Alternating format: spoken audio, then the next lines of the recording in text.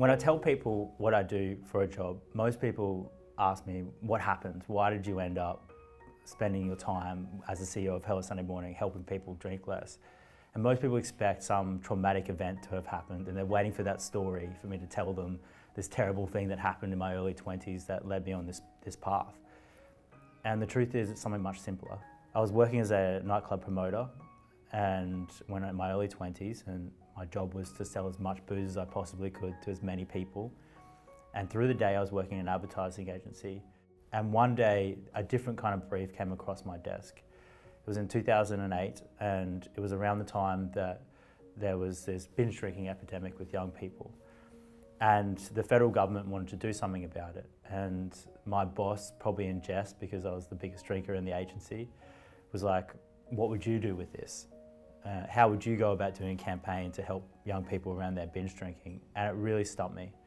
Alcohol was this central part of my life, part of my family's life, part of my working life.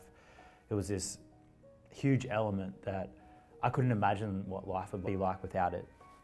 And so over a couple of months I was thinking about this brief and realised that the only way that I could really understand a campaign that would be effective would be to understand my own relationship with alcohol and how I might change it. So I took that brief and built a social experiment, which was to take a year off drinking and do something interesting with it, which was every week I'd share a blog about the experience of life without the hangovers and what it was like, both in the good stuff and the bad stuff. And you know, you can imagine not drinking at a family that drinks a lot at Christmas, or you know, going out on a first date with someone and saying, oh no, I'm not drinking, and their reactions, and all this stuff came out in the blog. And it really struck a chord with people.